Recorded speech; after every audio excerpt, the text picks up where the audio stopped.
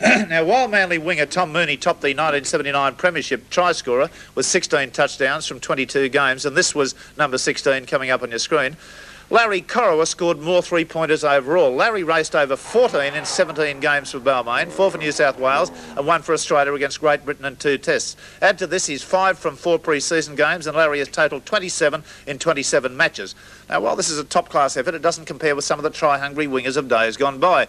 Newtown's Ray Preston scored 32 tries in the early 50s. St George's test winger Tommy Ryan picked up 26 tries in, I think, 1957. Ken Irvine, 23 tries in 1959, while Bobby Lulham scored 28 tries in only 16 games for Balmain in 1947. Now then, of course, the game has changed vastly since then, and the winger doesn't seem to receive as many chances to score, but locks, second rowers and even hookers chalk up big try-scoring tallies these days. Penrith's young hooker Steve Martin scored 13 tries this year in only 17 games, and this was one that you're looking at right now. Now, while Test captain George Paponis has scored 19 since February last year, so hookers are well involved. There have been some great try-scoring second rowers over the years, but none better than Big Macca McCarthy. He scored 129 tries from 1963 to 1975 with Souths, plus 14 with Canterbury in 1976 and 1977. Big Frank Burge, going back into history, a tough second rower, crossed for 33 tries on tour with the 1921-22 Kangaroos. And in the same vein, Peter Wynne of Parramatta started the season with a boom and finished with 11 tries from only 13 games, but he struck injury later on. Rothman's medal winner this year, Ray Price, has some tremendous all-round statistics that have got the critics comparing him with the great Johnny Raper.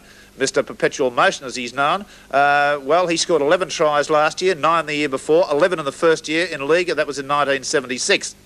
Ron Coote from 1967, another great lock forward, to 1971, scored 8, 9, 4, 7 and 6, an average of just under 7 a year, a lot less than Price's average of 10 a season. Defensively, the three can't be compared, as tackle counts weren't kept when Raper and Coote were at their top, but I've still got vivid recollections of the way they used to tackle. This year, Price is going to come up with something in the area of 1,000 tackles when the season is over.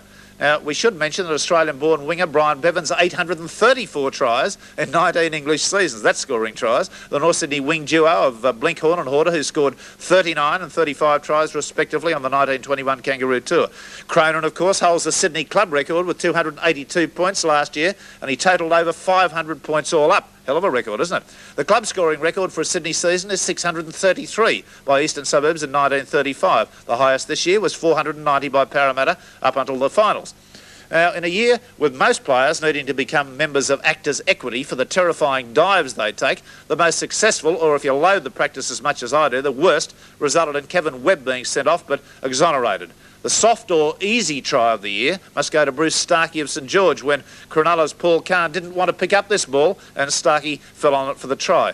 And the bomb try of the year award to Manly's Johnny Gibbs, who did absolutely everything right over an 80-metre sprint except for the last 6 inches. Attention to detail there. Now, we've had numerous examples of great solo efforts for tries this season. However, Neville Glover's juggling act to score this one against Penrith gives him the year's best handling award, and he should have been on the stage. Rugby league in the 70s, of course, has developed very much as a family.